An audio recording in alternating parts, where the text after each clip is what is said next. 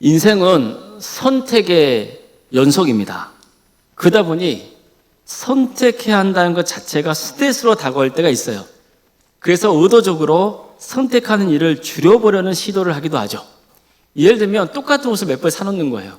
그래서 아침마다 고민하지 않고 그 옷을 그냥 갈아입으면서 나가는 거죠. 그럼 날마다 무엇을 입을지 고민을 안 해도 되는 거예요. 마음에 드는 식당을 미리 정해놓고 늘 같은 음식을 주문하는 거예요. 그러면 오늘 점심은 뭘 먹지, 어디서 먹지, 그런 선택의 스트레스를 줄일 수 있는 거죠. 물론 패션에 관심이 많고 다양한 음식을 즐길 때 오히려 스트레스가 풀리는 분들이라면 얘기가 또 달라져요. 그러나 어떤 식으로든 선택하는 스트레스를 줄여서 그 에너지로 다른 일에 몰두하고 싶은 사람에게는 이처럼 일상을 단순하게 만드는 게 좋은 대안이 될 수 있습니다. 그럼에도 불구하고 여전히 우리는 선택해야 할 게 참 많죠. 더구나 요즘 시대가 얼마나 빨리 변합니까? 그러니 선택해야 하는 순간도 훨씬 많아졌어요. 게다가 경험해 본 적이 없는 상황에서 또 새로운 선택을 해야 하는 일들이 자주 벌어져요. 따라서 선택의 중압감이 더 커졌다고 볼 수도 있죠. 사람은 누구나 후회 없는 선택을 하고 싶어 하죠. 오늘 점심은 뭘 먹지? 이 정도의 선택은요, 삶에 큰 영향을 미치지는 않아요. 그러나 선택 한번 잘못해서 인생이 하루아침에 망하기도 합니다. 반대로 좋은 선택을 해서 삶이 더욱더 풍요로워지는 경우도 있어요. 이처럼 선택은요, 참 중요한 문제예요. 그래서 하버드대학교 교수인 캐스 선스타인은 어떻게 하면 선택을 잘할 수 있을까? 어떻게 선택을 잘해서 실패나 후회를 최소화시킬 수 있을까? 이런 문제를 오랫동안 연구해 왔습니다. 그가 내린 결론 중에 하나는요, 이렇습니다.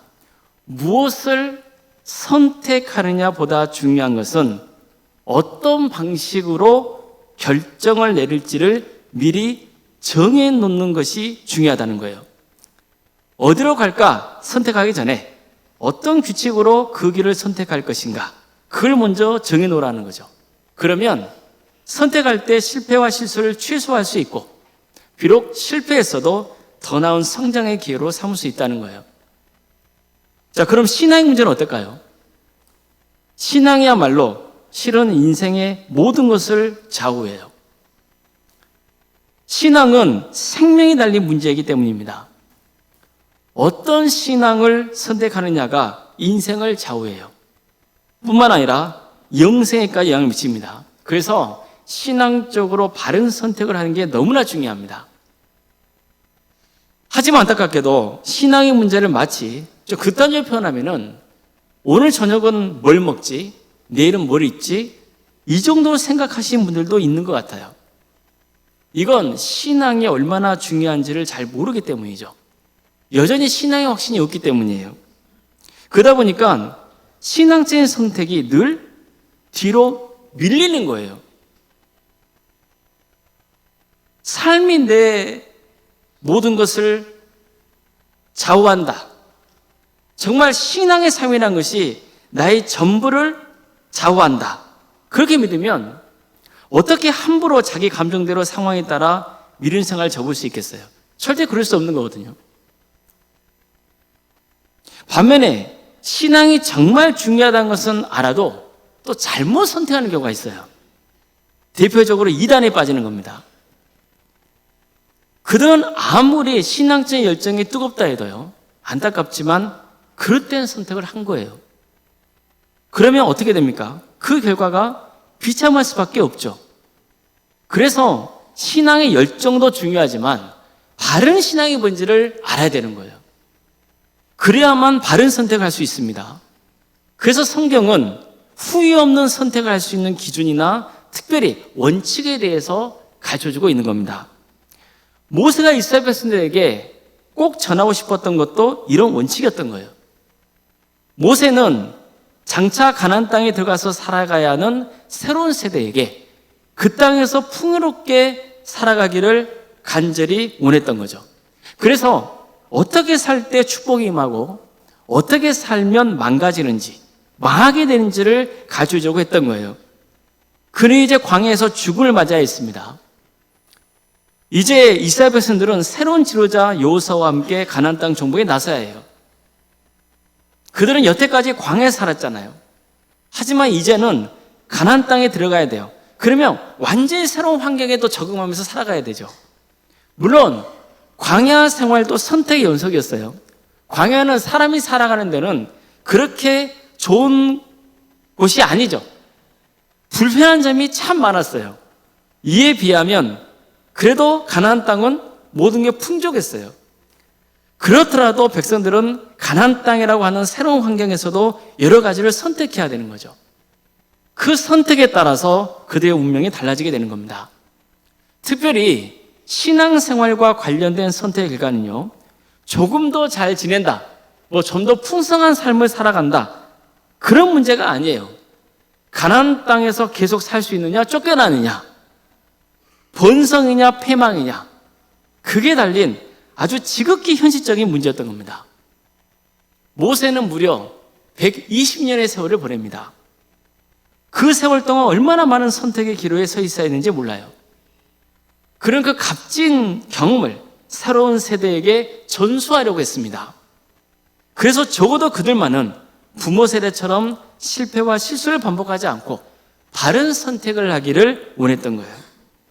하나님께 그만 혼나고 칭찬받으며 살기를 바랬던 거죠. 그래서 백성들이 어떤 상황에서도 바르게 선택할 수 있는 그런 원칙을 가르쳐주려고 했던 겁니다. 자, 그럼 모세가 백성들에게 가르쳐주려고 했던 최고의 원칙은 뭡니까?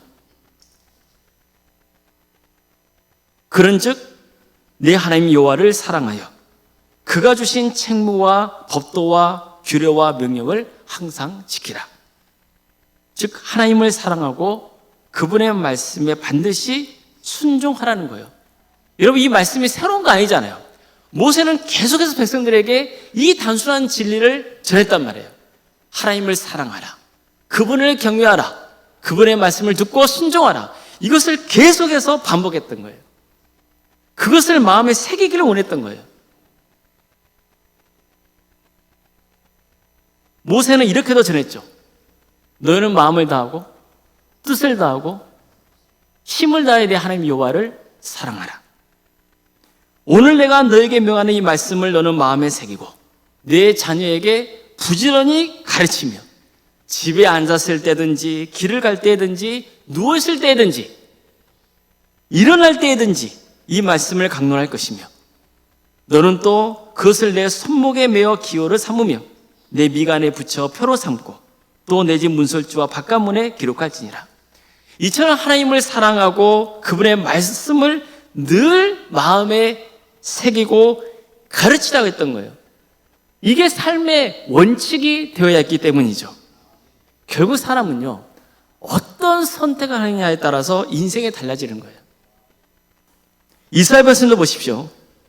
하나님은 애굽에서 수백 년간 종살이를 했던 그들을 구원하셨어요. 그들이 정의로서가 아닙니다. 구원받을 만한 일을 한 것도 아니에요. 그들이 구원받은 것은요, 하나님이 그들에게 구원해 주시겠다고 약속하셨고 선택하셨기 때문인 거예요. 그들을 사랑하기로 선택하신 거예요. 그런 다음에 이스라엘 백성들에게도 선택하라고 말씀하셨어요. 너희가 내 말을 잘 듣고 내 언약을 잘 지키면 너희는 모든 민족 중에서 내 소유가 될 것이다. 다시 말해서 너희는 나의 보배가 될 것이다. 이렇게 말씀하신 거예요. 그자 백성들은요, 하나님이 말씀하신 모든 것을 지키겠습니다, 이렇게 약속했어요. 이 선택은 이스라엘 백성들에게 큰 축복이었습니다. 그 선택 덕분에 하나님은 그들과 함께 하셨어요. 비록 죄를 지으면 하나님께 벌을 받기도 했지만 하나님은 그들의 죄를 또 용서해 주시고 계속해서 돌봐주신 거예요. 그래서 모세가 특별히 강조한 것은요, 축복과 저주였습니다. 너희가 마음을 다해서 하나님을 섬기고 말씀에 순종하면 복을 받겠지만 그렇지 않으면 저주를 당할 것이라고 경고했던 거예요. 한마디로 신앙에는요, 중립이 없다는 거예요. 이것 아니면 저것이에요. 어떤 걸 선택하냐에 따라서 축복이냐 저주냐가 결정이 되는 거예요. 모세는 이 점을 누누이 강조했어요. 신명기 11장을 보면요, 모세가 이 점을 강조하기 위해서 크게 두 가지 예를 듭니다. 먼저 너희가 가나안 땅에 들어가서 하나님 말씀에 순종하며 산다면 하나님께서 그 땅의 이른 비와 늦은 비를 적당한 때에 내리게 해주실 것이라고 말씀했어요. 신명기 11장 13절 이하의 말씀입니다. 내가 오늘 너희에게 명하는 내 명령을 너희가 만일 청종하고 너희 하나님 여호와를 사랑하여 마음을 다하고 뜻을 다하여 섬기면 여호와께서 너희의 땅에 이른 비 늦은 비를 적당한 때에 내리시리니 너희가 곡식과 포도주와 기름을 얻을 것이요 또 가축을 위하여 들에 풀이 나게 하시리니 내가 먹고 배부를 것이라. 여기서 이른 비는요, 가나안 지역에서는요 보통 10월과 11월에 내리는 비예요. 우리와는 좀 다르죠. 이 이른 비가 와야 메마른 땅이 부럽게 돼서 씨를 뿌릴 수 있었어요. 그리고 뿌려진 씨가 잘 뿌리를 내리는 거예요. 그런 다음에는요, 늦은 비가 와야 돼요. 그게 3월과 4월경에 오는 비예요. 이때는 추수를 해야 하는 때라서 농작물이 결실을 맺으려면 반드시 필요한 비였어요. 이처럼 비가 적당한 시기에 와야 풍성한 수확의 결실을 맛볼 수 있는 거죠. 자, 그런데 이 비를 누가 내려주신다는 거예요? 하나님이 내려주신다는 거예요. 따라서 이 말씀은요, 주로 가축을 키우며 유목 생활을 했던 이스라엘 백성들에게는 아주 중요한 문제였던 거예요. 왜냐하면 이 사람들은 가나안 땅에 들어가면 이제 가축도 키우지만 못 둬야 되는 거예요. 농사를 지어야 되는 거예요. 이들에게는 농사 지은 경험이 별로 없어요. 그러다 보니까 하나님의 말씀이 그들에게는 새롭게 들려져야 되는 거예요. 어떤 말씀일까요? 너희 소 키우고 양 키우고 염소 키우고 그럴 때 하나님께서 함께 오셔서 그들을 키우셨지? 마찬가지야. 너희가 땅에 씨를 뿌리고 열매를 맺는 거 그것도 누구 덕분이야? 누가 주시는 거야? 하나님이 주시는 거야. 그것을 반드시 기억해야 돼. 이것을 전했던 거예요. 하지만 모세는요, 만약 그렇게 살지 않았을 때 닥치게 될 일들 전해요. 너희가 스스로 삼가라. 두렵건대 마음에 미혹하여 돌이켜 다른 신들을 섬기면 그것에게 절함으로 여호와께서 너에게 진노하사 하늘을 닫아 비를 내리지 아니하여 땅이 소산을 내지 않게 하심으로 너희가 여호와께서 주신 아름다운 땅에서 속히 멸망할까 하노라. 무엇을 경고하고 있습니까? 이스라엘 백성들이 가나안 땅에 들어가서 살 때 다른 신을 섬기는 것을 특별히 경고하고 있죠. 그럼 그들은 어떤 우상을 섬길 가능성이 크겠어요? 농사를 잘 짓게 도와준다고 믿는 우상들을 섬길 가능성이 커지는 거예요. 대표적으로 바알 우상을 섬길 가능성이 컸습니다. 왜냐하면 가나안 땅에 사는 사람들은 바알 신이 비를 내려준다고 믿었기 때문이에요. 그래서 바알이 풍요를 가져다 준다고 믿었어요. 또 아세라 신도 있었어요. 아세라 신은요, 대지의 여신으로 불렸던 우상이에요. 따라서 가나안 족속은요, 남신인 바알과 여신인 아세라가 서로 결합했을 때 비가 오고 열매를 맺게 된다고 믿었던 거예요. 이런 종교관 때문에 그들은 신전에서 신전 창기와 관계를 맺으며 풍요를 기원하곤 했던 거죠. 그러다 보니 이스라엘 백성들도 이런 그릇된 우상 숭배에 빠질 가능성이 컸던 겁니다. 그래서 모세는요, 가나안 땅을 풍요롭게 해주는 존재는 바알이나 아세라와 같은 우상이 아니라 하나님이시라고 강조했던 거예요. 풍성한 수확의 계시는 우상을 숭배하고 신전 창기와 그릇된 관계를 맺어서 되는 게 아니고 하나님을 경외하고 하나님이 주신 말씀에 순종할 때 주어지는 축복이라고 가르쳤던 거죠. 그럼에도 불구하고 만약 그들이 우상을 숭배하고 타락의 길을 간다면 하나님께서 비를 주시지 않으실 것이고 결국은 멸망당해서 젖과 꿀이 흐르는 가나안 땅에서 내쫓기고 말 것이라고 경고했던 겁니다. 또한 모세는요, 가나안 땅에 들어가거든 그리심산에서는 축복을, 에발산에서는 저주를 선포하라고 했어요. 그리심산과 에발산은요 서로 마주보고 있는 산이에요. 그리고 이 산은 어디에 있냐면은 가나안 지역에 있어요. 자, 그렇다면 모세가 그리심산에서는 축복을, 에발산에서는 저주를 선포하라고 했잖아요. 이것은 무엇을 이미 전제하고 있는 거예요? 이스라엘 백성들이 가나안 땅에 들어가서 사는 것을 전제하고 있는 거예요.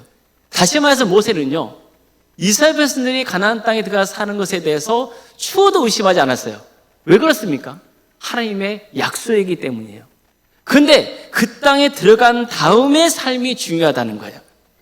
이걸 위해서 모세는 그리심산에는 축복을, 에발산에는 저주를 선포하라고 했던 거죠. 그 이유가 뭘까요?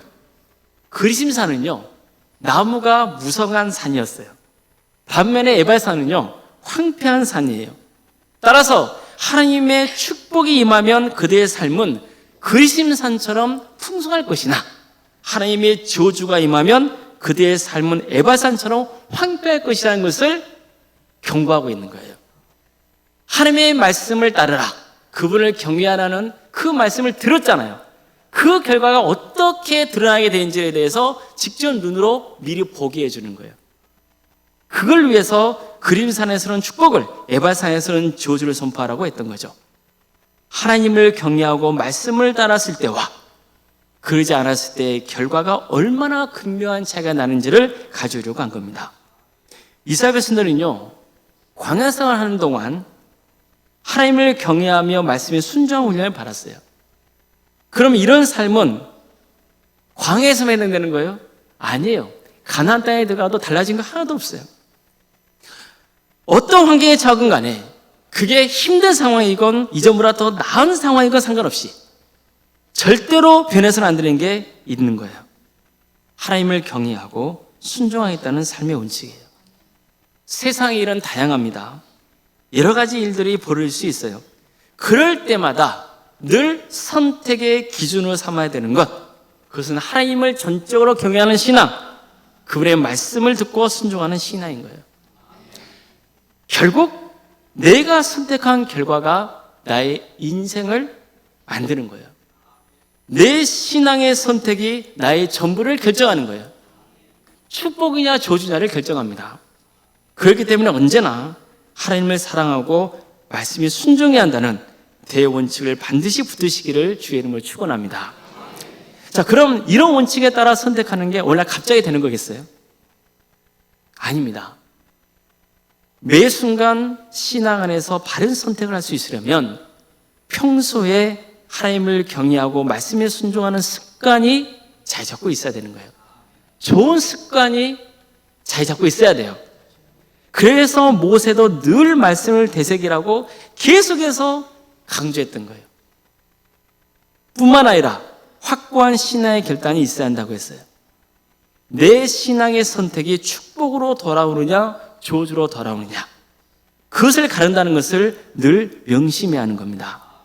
나중에 보면 모세는요 다시 한번 백성들에게 결단을 요구해요.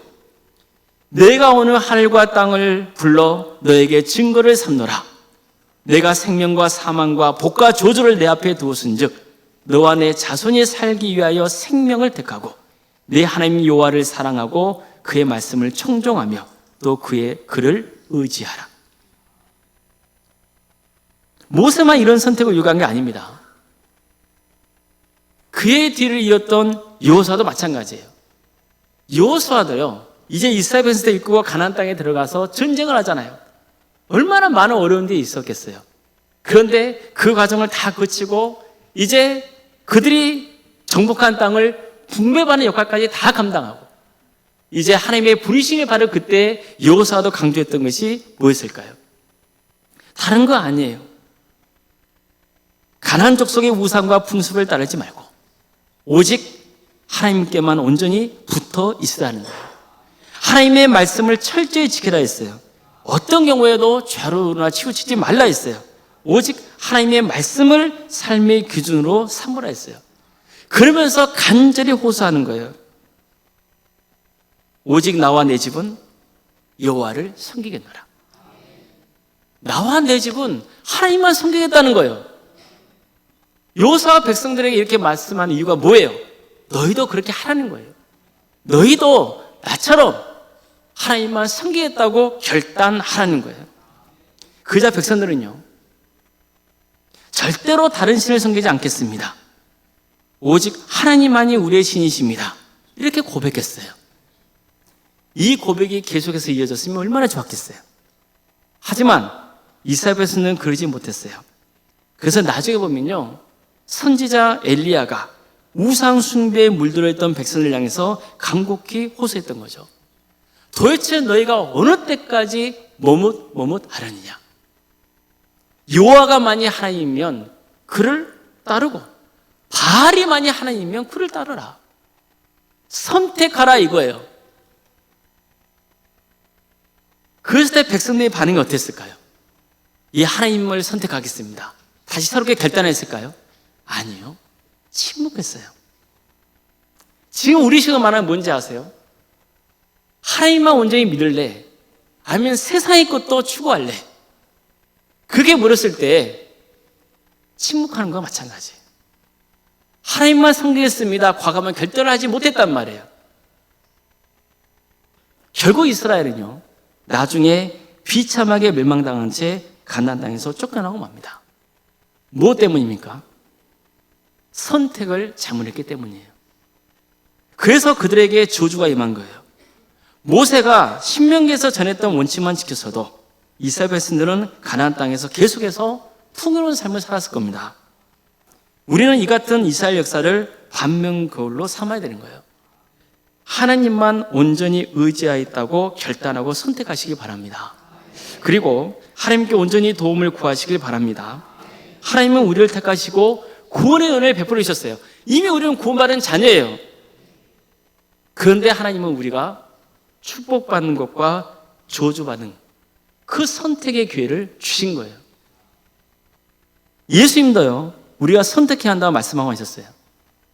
예수님은 인생에는 두 개의 길밖에 없다 하셨어요. 넓은 길이 있고 좁은 길이 있어요. 넓은 길은 자기중심적이고 죄로 물든 세속적인 삶을 사는 것을 상징해요. 좁은 길은 자기를 부인하고 십자의 길을 가는 거예요. 그 길을 걷는 동안에는 고난이 따라요. 대접받는 길이 아니에요. 섬기는 길이에요. 그래서 사람들이 좁은 길을 잘 가려 하지 않아요. 하지만 예수님은 어느 길을 선택하라 하십니까? 좁은 길을 선택하라 하세요. 그래야 영생의 축복을 누릴 수 있기 때문이에요. 예수님은 하나님이냐 재물이냐 선택하라 하셨어요. 한 사람이 두 주인을 섬길 수 없기 때문이에요. 재물이 필요 없다는 소리 아니에요. 재물을 신처럼 섬기는 것을 조심하라는 거예요. 그렇게 되면은 재물이 우상이 되는 거잖아요. 그래서 하나님께서는 재물이냐 하나님이냐 이걸 선택하라고 요구하신 거예요. 예수님은 무엇을 선택하기를 바라시는 거예요? 하나님을 선택하기를 바라시는 거예요. 그러면 하나님께서 너의 인생을 책임져 주신다는 거예요. 예수님은 반석 위에 집을 지을지 아니면 모래 위에 집을 지을지 선택하라 하셨어요. 반석 위에 집을 짓는 사람은 말씀을 듣고 행동하는 사람이에요. 모래 위에 집을 짓는 사람은 말씀은 들었어요. 그러나 행동하지 않는 사람이에요. 예수님은 그 선택의 결과가 어떤 결과를 낳는지를 가르쳐 주세요. 평소에는 잘 몰라요. 하지만 비가 내리고 홍수가 나고 바람이 불고 그러면 반석 위에 지어진 집은 끄떡없지만 모래 위에 지어진 집은 무너지고 마는 거예요.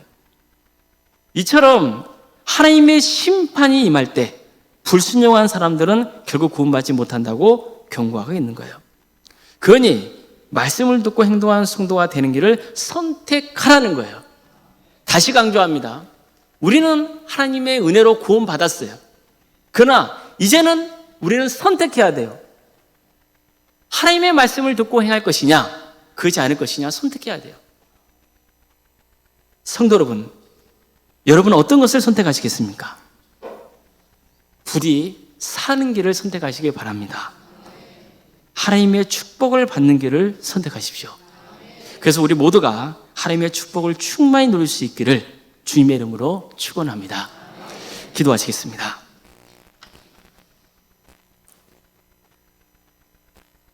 사랑의 하나님, 우리에게 축복과 저주의 길에 놓여 있습니다. 우리를 불쌍하게 주시어서 주의 말씀을 주시어 그 말씀에 순종하여 축복의 길을 가는 거룩한 성도들이 되게 하여 주시옵소서. 예수 그리스도의 이름으로 기도드리옵나이다. 아멘.